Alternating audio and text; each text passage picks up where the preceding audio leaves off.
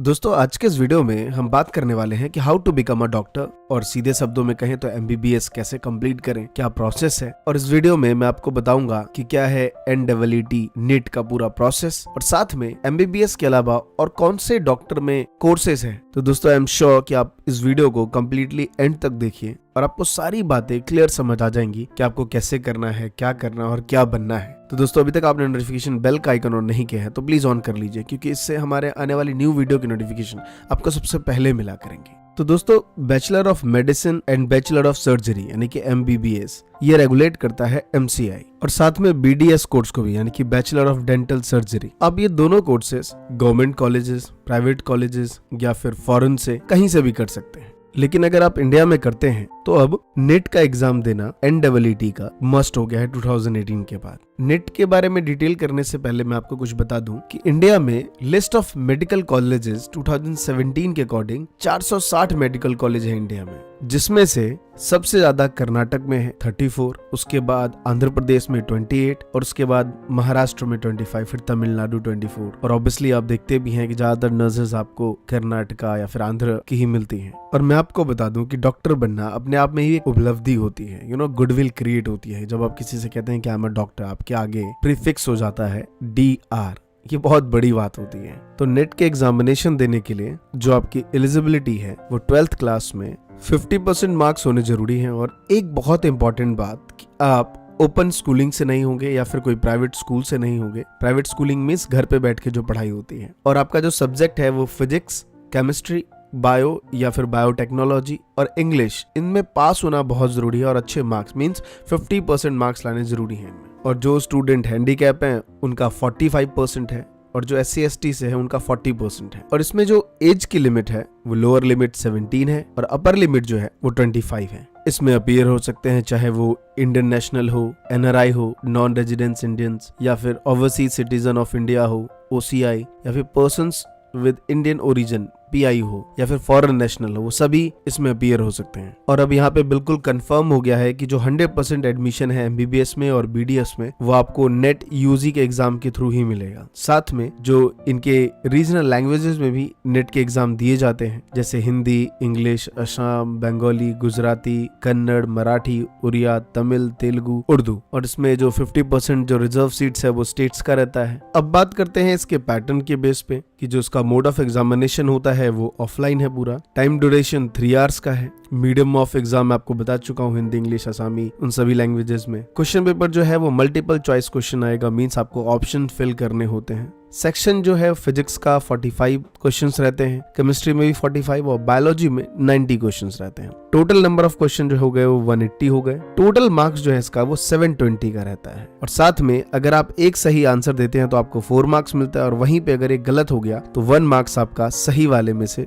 Minus हो जाएगा। और जो मैंने पीछे आपको बताया है कि बायोलॉजी 90 मार्क्स का है, उसमें ध्यान रखिएगा कि बॉटनी 45 का है और बायो जो है 45 का है। तो अब सवाल आता है मन में कि सर कितना स्कोर किया जाए जिससे गवर्नमेंट कॉलेजेस मिल जाए। तो देखिए आपको मिनिमम 530 मार्क्स तो सिक्योर करना ही पड़ेगा अगर आपको गवर्नमेंट कॉलेजेस चाहिए। चलिए 530 नहीं 500 या फिर 510 के बीच में चाहिए, क्योंकि हर स्टेट का अपना एक अलग है, वहाँ पे कितने स्टूडेंट्स हैं, कितनी एडमिशन्स हो रही हैं, क्योंकि वहाँ पे जो रिजर्व सीट्स है ये बहुत इंपॉर्टेंट हो गया है। तो आपको इतने मार्क्स तो कम से कम सिक्योर करने ही पड़ेंगे। तो अब बात आती है कि सर इतने अच्छे मार्क्स लाएं कैसे। मैं आपको बता दूं कि इसके लिए कोई बड़ा सा फॉर्मूला नहीं है और कोई मोटी मोटी किताबें पढ़ने की जरूरत नहीं है। सिर्फ आपको अपनी NCERT की बुक फॉलो करनी है जो आपने 11th-12th में पढ़ाई करी है, और साथ में टेस्ट सीरीज जो है इसके मींस जो प्रीवियस ईयर के क्वेश्चन पेपर हैं 7 साल 8 साल, उसको एकदम से दबा के करिए, अच्छे से सारे टेस्ट सीरीज को कवर करिए। आप वो टॉपर्स टिप्स ले सकते हैं। भी रिसेंटली कल्पना कुमारी जो कि बिहार से हैं और उन्होंने एनडब्ल्यूटी नेट के एग्जामिनेशन को टॉप किया है, जिसमें उनके 99.9 परसेंटाइल आए हैं। उनके भी कुछ ऐसे ही थे कि उस बीच में एक अलग अपने स्टेट से दूसरे जगह आके रहना कि बड़ा एक चैलेंजेस होता है। उस बीच में उन्होंने किस तरीके से किया, तो उन्होंने कहा कि सिर्फ और सिर्फ उन्होंने अपनी टेक्स्ट बुक को फॉलो किया, साथ में जो कोचिंग से दिए हुए कुछ स्टडी मटेरियल्स थे उसको ध्यान में रखा। साथ में आप कुछ रेफरल बुक भी देख सकते हैं, जैसे GRB का केमिस्ट्री हो गया, ऑर्गेनिक में ले सकते हैं।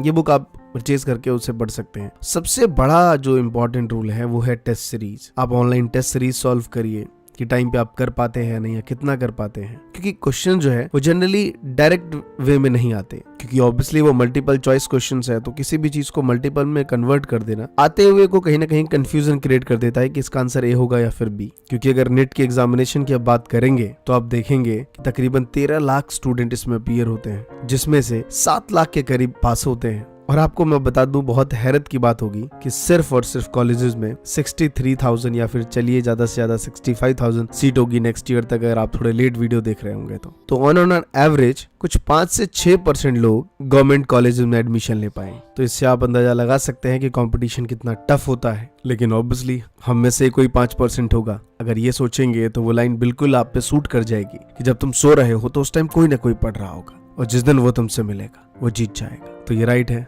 आपका नंबर नहीं तो उसका नंबर आएगा। और साथ में मैं आपको बता दूं, जो फर्स्ट डिग्री होती है वो bachelor of medicine and bachelor of surgery, जो किसे आप MBBS कहते हैं, जिसमें आपको बैचलर की डिग्री और मास्टर्स की डिग्री मिलती है। टोटल ये 5.5 साल का होता है, जिसमें 4.5 ईयर आपका एकेडमिक होता है और 1 ईयर आपका मैंडेटरी है इंटर्नशिप करना। कहते हैं कि इसके लिए एबिलिटी जो होनी चाहिए MBBS बनने के लिए वो आपका deep interest and being helping. वो राइट है कि जब आप इस पे मैं डिस्कस करूंगा at the end of the video. Good stamina होना चाहिए, पेशेंस होना चाहिए हमेशा, और नेक्स्ट जो इंपॉर्टेंट है वो mental alertness at all the time. ये बहुत जरूरी है एज ए डॉक्टर प्रोफेशन के लिए। और आप MBBS से आगे बढ़ना चाहते हैं तो आप पोस्ट ग्रेजुएट करेंगे इसमें किसी स्पेसिफिक फील्ड में, चाहे वो चाइल्ड हेल्थ हो गया, DCH हो गया, लार्जोलॉजी ऑफ ऑटोलॉजी हो गया, या फिर DGCO में करेंगे तो ये सेकेंड लेवल पे है, जिसे आप MD कहते हैं, डॉक्टर ऑफ मेडिसिन, या फिर MS भी कहेंगे उसे। तो डॉक्टर के आगे अगर MD लिखा हुआ है तो समझ लीजिए कि वो MBBS से एक स्टेज ऊपर है। उसके बाद अगर आप उससे भी आगे MPhil वगैरह करना चाहते हैं, PhD करना चाहते हैं, रिसर्च में जाना चाहते हैं, तो PhD या फिर MPhil लिखा होगा उनके आगे।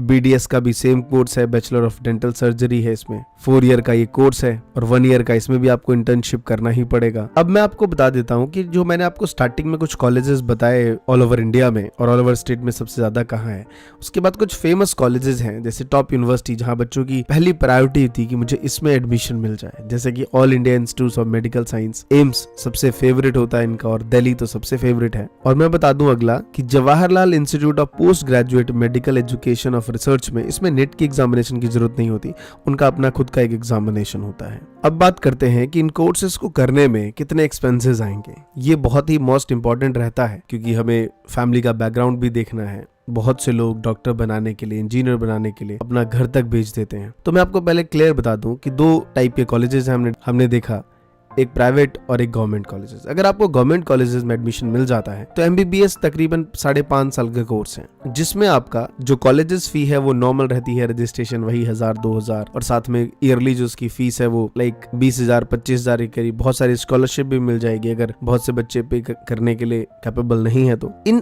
5.5 सालों में आपको ट्यूशंस लेंगे होंगे, बुक्स बहुत महंगी आती हैं, बहुत सारी चीजें हैं। कितना भी आप कोताही बरतेंगे तब भी आपका जाके इसमें 15 से 17 से 20 लाख रुपए के करीब खर्चा है।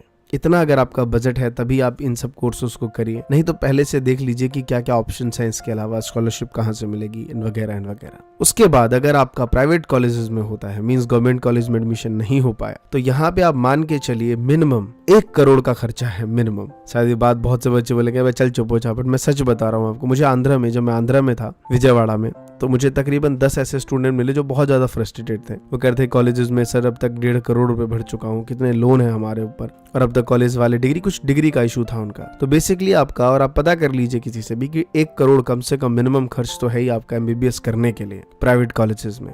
अब बात आती है कि जब आप MBBS कंप्लीट कर लेंगे, डॉक्टर बन जाएंगे, उसके बाद आपके पास 2 ऑप्शन होते हैं, या तो आप खुद की प्रैक्टिस स्टार्ट करें या फिर आप कहीं पे जॉब करें। प्रैक्टिस में तो इट्स नॉट अ इशू कि आप कितना कमाते हैं, ये आपके ऊपर डिपेंड करता है कि कहाँ पे आपने अपना प्रैक्टिस स्टार्ट किया है, कौन सी जगह है, स्लम एरियाज है, रूरल एरियाज हैं, अर्बन एरियाज हैं, या फिर हायर अर्बन एरियाज हैं। बट वहीं पे अगर आप as a job point of view से देख रहे हैं तो उस केस में आपका मिनिमम सैलरी जो है वो 35-40,000 से स्टार्ट होता है, और आगे जाके मैक्सिमम 2.5 लाख 3 लाख, वो डिपेंड करता है आपकी कितनी प्रैक्टिस है, कितना एक्सपीरियंस हो रहा है आपके ऊपर। और इसके अलावा भी मैं कुछ कोर्सेज बताऊं, अगर आप MBBS नहीं करना चाहते हैं तो आप वेटनरी, जो कि जानवरों के डॉक्टर्स होते हैं, इसमें जा सकते हैं, BAMS कर सकते हैं, आयुर्वेद में जा सकते हैं, फिजियोथेरेपिस्ट बन सकते हैं, इसकी तो बहुत जरूरत है आने वाले टाइम पे। फिर BHMS कर सकते हैं होम्योपैथिक में। ये बात सही है कि होम्योपैथिक जब से आयुर्वेद आया है इसका लेवल कम होता गया है, लेकिन अभी भी लोगों का भरोसा इस पे है, बट मैं रेकमेंड नहीं करूंगा। उसके बाद अगर आप बायोटेक्नोलॉजी से हैं और आपके पास मैथ्स है, वैसे बहुत से कॉलेजेस मैथ्स की रिक्वायरमेंट नहीं रखती हैं, तो बायोटेक्नोलॉजी में जाके आप फॉरेन जा सकते हैं इसमें। फिर आप नर्सिंग जा सकते हैं, मोस्ट ऑफ द ये गर्ल्स के लिए है। इसमें आप अब्रॉड मतलब आप दुबई, सिंगापुर, इनमें बहुत ज्यादा नर्सिंग की रिक्वायरमेंट है जो गर्ल्स हैं बेसिकली। तो दोस्तों ये था कंप्लीट डिटेल। और अगर आप महात्मा जी टेक्निकल की टी शर्ट्स कप का गिव अवे विन करना चाहते हैं तो आप फॉलो करिए महात्मा जी टेक्निकल को इंस्टाग्राम पे। तो दोस्तों कैसा लगा ये वीडियो कमेंट करके जरूर बताइए। और अगर आप चाहते हैं एक सक्सेसफुल यूट्यूबर बनना तो आप सब्सक्राइब कर सकते हैं वी मेक क्रिएटर्स चैनल को। और साथ में कुछ अगर आप ओपिनियन अपना शेयर कर सकते हैं मेरे साथ, तो आप मेरे इंस्टाग्राम अकाउंट को ही फॉलो कर सकते हैं जिसका लिंक डिस्क्रिप्शन में है। धन्यवाद दोस्तों। जय हिंद, जय भारत।